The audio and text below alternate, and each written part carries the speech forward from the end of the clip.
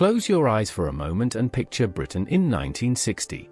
The war is a fading memory. The streets are alive again. There is optimism in the air, money slowly returning to ordinary pockets, and an entire generation hungry for something new. And what better symbol of that new beginning than a car you could actually afford, a car that felt modern, that felt like the future had arrived on four wheels. The 1960s were not just a decade for British music and fashion. They were a golden era for the British motor industry, a time when engineers and designers produced machines that the world genuinely wanted. Some of these cars were elegant. Some were radical. Some were born from pure necessity, but all of them left a mark. In this video, we are counting down the 10 most iconic British cars of the 1960s. But the real surprise comes later, because the car sitting at number 1 did not just outshine its rivals, it outsold them on a scale that still feels extraordinary today. And one car did not just win, it dominated an entire generation. Make sure to like and subscribe to Britain Rewind for more classic British motoring history. Number 10. The Hillman Imp. Launched in 1963, the Hillman Imp arrived as a direct answer to the growing demand for small, economical motoring in post-austerity Britain. Built at the newly constructed Linwood plant in Scotland, it was Rootes Group's bold bid to compete in the compact car market that was rapidly expanding across the country. What made the Imp genuinely interesting was its rear-mounted aluminium engine, a technically adventurous decision that set it apart from anything else at its price point. Young buyers, first-time car owners, and budget-conscious families were drawn to its cheeky proportions and surprising mechanical sophistication. It never quite reached the sales heights Rootes had hoped for, largely due to early reliability concerns, but it found a loyal following that persists to this day. And loyalty, in the story of the 1960s British car industry, counts for a great deal. Number 9. The Rover P6. When Rover introduced the P6 in 1963, it immediately redefined what a British executive car could be. Winning the very first European Car of the Year award, it announced itself to the world with remarkable confidence. Here was a car that looked contemporary, drove with genuine composure, and offered levels of safety engineering that were virtually unheard of at the time. The P6 appealed to the professional classes, doctors, engineers, senior managers, people who wanted substance beneath the polished surface. Its unitized body construction and a Dion rear suspension placed it firmly in the progressive end of British engineering. Rover had produced something that felt more European in ambition than typically British in restraint. That combination proved quietly irresistible, and sales reflected a market ready for exactly this kind of refined progression. Number 8. The Triumph Herald. The Triumph Herald arrived in 1959 and carried its relevance well into the 1960s, becoming one of the most recognizable shapes on British roads throughout the decade. Designed by Giovanni Michelotti, it brought an Italianate elegance to a market that often settled for the purely functional. Its separate chassis design gave it a turning circle tight enough to impress even the most city-bound driver, and the full opening bonnet made home maintenance refreshingly simple at a time when many Britons still serviced their own vehicles. Families bought it. Young professionals appreciated its style. Fleet operators valued its practicality. The Herald offered something for nearly everyone, and its convertible variant gave ordinary buyers a taste of open-air motoring previously reserved for a wealthier class entirely. Number 7. The Lotus Elan. Colin Chapman built cars the way poets write verse, stripping away everything unnecessary until only pure, essential brilliance remained. The Lotus Elan, launched in 1962, was perhaps his finest expression of that philosophy during the decade. Light, responsive, and possessed of handling that made experienced drivers genuinely emotional, it became the benchmark against which all small British sports cars were quietly measured. Its fiberglass body over a backbone chassis was ingeniously simple. Its twin-cam 4-derived engine delivered performance that far exceeded its modest displacement. The Elan attracted drivers who prioritized feel over comfort, precision over luxury. It was bought by enthusiasts who understood what they were choosing and never regretted the decision. For the driving purist, nothing else from this era spoke quite so directly or so honestly. Number 6. The Ford Cortina. Ford understood the British family market with an almost clinical precision, and the Cortina, launched in 1962, was the proof of that understanding made manifest in steel and glass. Practical, affordable, spacious, and styled with an American-influenced modernity that British buyers found genuinely aspirational, the Cortina slotted into everyday life with effortless ease. It became the company car of choice for a generation of salesmen and middle managers. It filled suburban driveways from Cornwall to Caithness.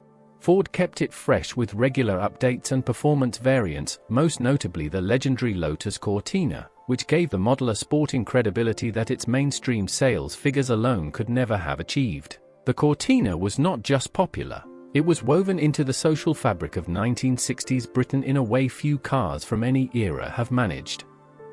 Number 5. The Jaguar E-Type. Enzo Ferrari reportedly called it the most beautiful car ever made. Whether that quote is entirely accurate or not, the sentiment was universal. When Jaguar unveiled the E-Type at the Geneva Motor Show in March 1961, the automotive world stopped breathing for a moment. Nothing had looked like this before, and very little has matched it since. Its long bonnet, aerodynamic profile, and monocoque construction combined genuine engineering ambition with sculptural beauty that belonged in an art gallery rather than a showroom. It offered performance figures competitive with far more expensive European machinery, making it accessible to a kind of aspirational buyer who wanted world-class sophistication without the world-class price. The E-Type became Britain's automotive ambassador to the world, and no other car from this decade wore that responsibility more gracefully. Number 4. The Austin Healey 3000. The Austin Healey 3000 was a car built for those who believed that driving should involve effort, sensation, and a certain degree of courage. Produced between 1959 and 1967, it defined British sports car character for an entire generation of enthusiasts both at home and, crucially, across the Atlantic, where American buyers embraced it with particular passion. Its straight-six engine, muscular stance, and competition pedigree earned it genuine respect on rally stages across Europe. BMC and Donald Healey had created something that transcended mere transportation and became a statement of intent. Buyers were not choosing the 3000 for practicality, they were choosing it because it stirred something that more sensible cars deliberately suppressed.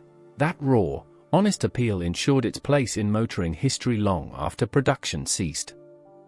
Number 3. The Triumph Spitfire. By the early 1960s, there was a growing appetite among younger British buyers for a sports car that did not require a second mortgage or a mechanical engineering degree to maintain. The Triumph Spitfire, launched in 1962, answered that appetite directly and without compromise. Michelotti's elegant bodywork concealed a simple, accessible mechanical package that dealers could sell and owners could genuinely afford to run.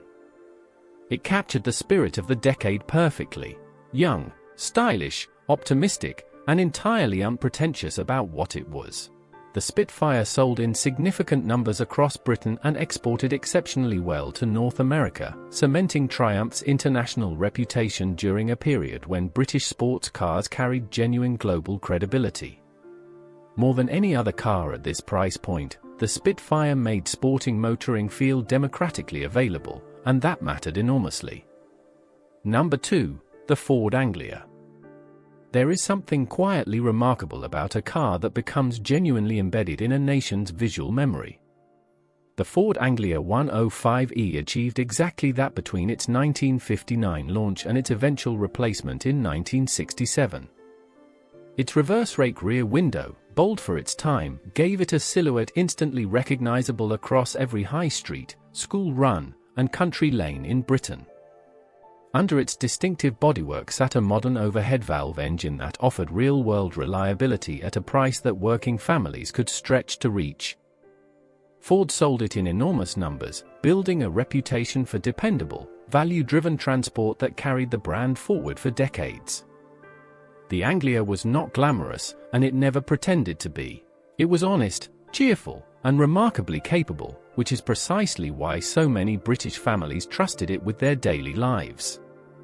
Number 1. The British Motor Corporation Mini.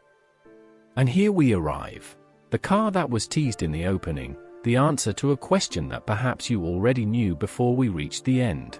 The Mini, conceived by Sir Alec Issigonis and launched in 1959, reached its full cultural and commercial dominance entirely within the 1960s, becoming not merely a car but a symbol of an era. Its transversely mounted engine, front-wheel drive layout, and extraordinary space efficiency were engineering revelations that influenced virtually every small car produced in the decades that followed.